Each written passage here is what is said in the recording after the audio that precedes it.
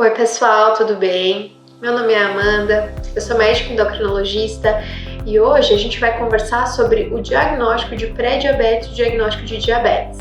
Uma coisa que acontece muito comum aqui no meu consultório é quando o paciente chega, ele às vezes é surpreendido com o diagnóstico de diabetes porque ele achava que ele tinha um pré-diabetes, que era uma alteração leve. Então, na verdade, a gente precisa entender que a grande diferença entre ter diabetes e pré-diabetes é que o pré-diabetes é como se fosse um sinal amarelo. Então, o pré-diabetes, ele não configura uma doença em si. O pré-diabetes, ele é um estado de risco para desenvolvimento de diabetes. Já quando a gente fecha o diagnóstico de diabetes, méritos do tipo 2, né, todos os tipos, na verdade, de diabetes, a gente, exceto o diabetes gestacional, mas todos os tipos de diabetes, a gente faz um diagnóstico de uma doença crônica, de uma doença que não tem cura, de uma doença que vai ter tratamento, que pode ter remissão, mas que aquela pessoa vai ter aquele diagnóstico para o resto da vida. Então, uma vez com o diagnóstico de diabetes, sempre com o diagnóstico de diabetes. Uma vez com o diagnóstico de pré-diabetes, eu tô aqui no meio. Eu posso melhorar minha glicose e ficar com a glicemia normal, ou eu posso desenvolver diabetes.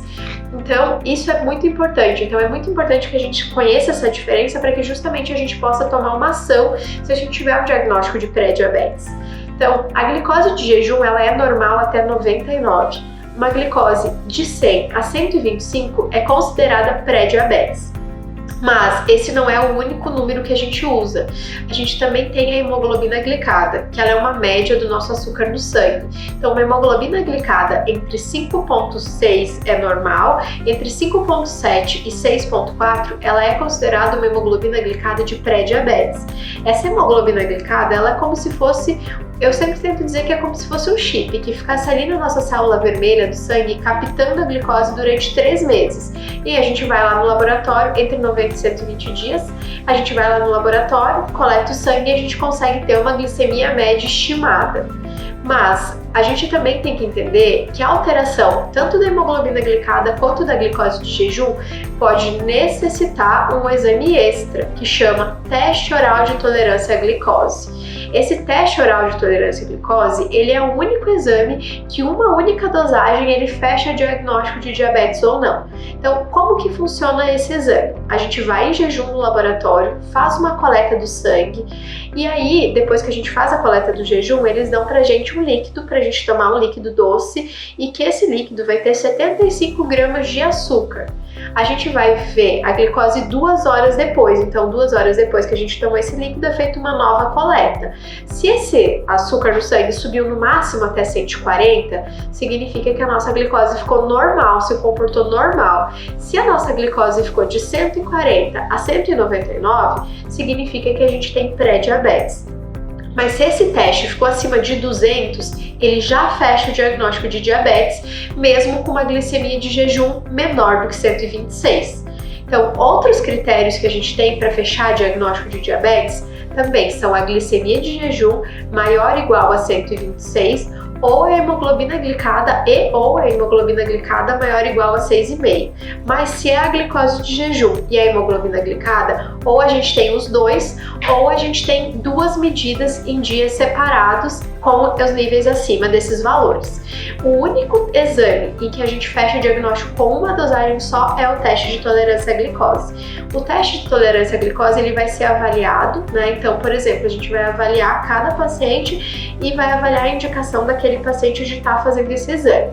O exame de rastreio é a glicose de jejum. Uma vez vindo alterada a glicose de jejum, não quer dizer com certeza que a pessoa tem pré-diabetes. Por quê? Porque a glicose de jejum ela é uma foto, então ela remete muito o que a pessoa comeu no dia anterior, né? Então, se a glicose de jejum vier mais elevada, geralmente a gente tende no primeiro momento a repetir e depois, se ela continuar mais elevada, a gente tende a fazer a dosagem da hemoglobina glicada e o teste de tolerância à glicose. E com isso a gente define se esse paciente tem diabetes ou pré-diabetes apenas, né? Então, claro que se os níveis vierem de jejum acima de 126, a gente não precisa precisa fazer o teste de tolerância à glicose. Então, por isso que a gente faz a glicose de jejum de rastreio. Então, o teste de tolerância à glicose, ele não é preciso para todo mundo. Então, precisa sempre fazer uma avaliação individual para avaliar essa necessidade. Mas o que eu quero dizer com isso para vocês? Que não é porque a glicose deu 101 que ela tá um pouquinho alterada só. Não, 101 é aquele estado, é o sinal amarelo, é o estado assim, eu preciso ver isso, né? Então eu preciso avaliar isso por quê? Porque eu já tenho uma tendência a um risco talvez aumentado de vir a desenvolver diabetes mellitus, principalmente do tipo 2. Então isso significa que eu preciso fazer uma avaliação com o endocrinologista e que eu realmente preciso avaliar a minha história familiar para avaliar se eu preciso de algum exame extra, tá, gente?